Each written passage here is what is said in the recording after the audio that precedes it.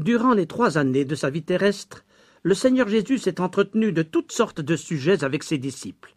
Cependant, à la fin de sa vie, il avait encore un testament spirituel à leur léguer, et un incident, survenu à la sortie du temple dans les jours précédant son arrestation, allait lui fournir l'occasion d'aborder le sujet qui lui tenait particulièrement à cœur, l'avenir. Or, s'il est un thème propre à nous intéresser à notre tour, c'est bien celui-là. Ouvrons donc nos Bibles au chapitre 24 de l'Évangile selon Matthieu, où nous voyons Jésus sortant du temple de Jérusalem avec ses disciples. Ce temple, quel édifice merveilleux! Beaucoup plus grand et plus beau que celui construit par Zorobabel au retour des captivités 5 siècles auparavant. Plus imposant même que celui du roi Salomon que nous dépeignent les livres bibliques des rois et des chroniques. Ce temple vient d'être achevé par Hérode le Grand. C'est l'une des 7 merveilles du monde. Pierre, Jean, Jacques et André s'arrêtent pour l'admirer. Et le texte nous dit qu'ils ont attiré l'attention du Seigneur pour lui en faire remarquer les constructions. Matthieu 24, 1. À son tour, le Seigneur se retourne et regarde. Puis il surprend ses disciples par une remarque bien inattendue. Voyez-vous tout cela? Je vous le dis en vérité, il ne restera pas ici pierre sur pierre qui ne soit renversée. Verset 2. Intrigués, les disciples souhaitent que le Seigneur s'explique. Mais ce qu'il a à leur dire est si important qu'il prend la peine de les conduire à l'écart sur le mont des Oliviers pour s'asseoir avec eux et poursuivre l'entretien. Tout de suite, les disciples lui posent 2 questions. La première, « Dis-nous, quand cela arrivera-t-il? » La seconde, « Quel sera le signe de ton avènement et de la fin du monde? » Les disciples ont mis ensemble la destruction du temple et l'avènement du règne de Christ, supposant que les 2 événements coïncideraient dans le temps. Mais plus de 19 siècles les sépareront l'un de l'autre. Et pour le Seigneur, la destruction du temple ne sera qu'un incident de parcours dans l'histoire locale, alors que les événements annonciateurs de son retour ici-bas bouleverseront la planète entière. Au fait, ce qu'il a prophétisé de la destruction du temple suffit. Il n'en restera pas pierre sur pierre. Les disciples n'ont pas besoin d'en savoir plus. En effet, 40 ans plus tard, en l'an 70, quand les armées romaines envahiront la Palestine, le temple sera détruit. Le général Titus, qui deviendra empereur par la suite, prendra pourtant un soin spécial pour recommander à ses légions d'épargner le temple. Mais, selon le verdict du Seigneur, ces pierres seront renversées malgré Titus. Les Juifs assiégés, persuadés qu'au dernier moment le Tout-Puissant prendra leur défense, se barricaderont à l'intérieur du sanctuaire. Et quand, après des semaines de siège et de vaines attaques meurtrières, un soldat romain excédé lancera un brandon allumé à l'intérieur du lieu saint et que les riches tentures s'embraseront, les défenseurs israélites, s'attendant toujours au miracle, laisseront à Dieu le soin d'éteindre cet énorme brasier, et ils périront brûlés vifs. Il ne restera alors du temple, pierre sur pierre, qui ne soit renversé. Cependant, après s'être assis sur le mont des Oliviers, Jésus n'a pas parlé à ses disciples ni de l'invasion de Titus, ni de la destruction du temple, et encore moins de la dispersion séculaire du peuple juif qui allait en résulter. Il voulait mettre tout l'accent sur sa 2e venue ici-bas, répondant ainsi essentiellement à la 2e question des disciples relative au signe de son avènement. Non pas un seul signe, mais plusieurs. Personnellement, j'en ai repéré 12, et je doute les avoir tous découverts. C'est donc une riche matière que nous aurons l'occasion d'aborder durant ces prochaines semaines, puisqu'elle remplit un chapitre de l'Évangile selon Marc, le chapitre 13, puis un chapitre de l'Évangile selon Luc, le chapitre 21, et surtout près de 100 versets dans les chapitres 24 et 25 de Matthieu, auxquels nous vouons cette étude. Le discours du Seigneur sur le mont des Oliviers s'ouvre par un solennel avertissement. Prenez garde que personne ne vous séduise. Verset 4. Pour Jésus, le premier signe annonciateur des temps de la fin ne sera pas une guerre ou un tremblement de terre, mais la séduction. Pourquoi? Dans les décennies précédant l'avènement de Jésus comme roi ici-bas, Satan agira en sachant que son temps est court et sa condamnation irrévocable.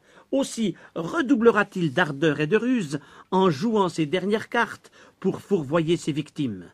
Il fera tout pour empêcher les hommes de se mettre en règle avec Dieu et de se préparer au retour de Christ ici-bas. Il avancera sur l'échiquier planétaire ses faux prophètes et ses faux Christ, tant et si bien que d'innombrables créatures désabusées, peut-être sincères, mais souvent naïves, seront désarmées devant ces subtiles méthodes. D'où ces précisions apportées par Jésus à ses disciples, verset 5. Plusieurs viendront sous mon nom, disant « C'est moi qui suis le Christ », et ils séduiront beaucoup de gens. Les disciples avaient été pendant 3 ans au bénéfice de l'enseignement de Jésus-Christ. Pourtant, ils étaient vulnérables aux manifestations sournoises de l'erreur. Or, si au 1er siècle, les apôtres ont dû veiller et prier pour être gardés des faux docteurs de leur époque, à combien plus forte raison devons-nous, au seuil du XXIe siècle, reconnaître notre vulnérabilité devant les séductions modernes. Aujourd'hui, Satan ne se contente pas de faire miroiter devant les foules des bonheurs illusoires. Il voue une attention spéciale aux chrétiens qui, par leur témoignage, entravent ces conquêtes maléfiques.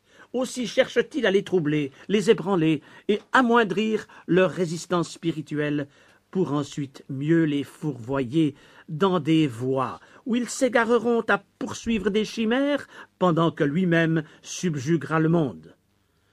Ce fait est tellement capital et prioritaire dans les préoccupations du Seigneur que, presque avant d'entrer en matière dans son enseignement prophétique, il entend réveiller les disciples au péril de la séduction.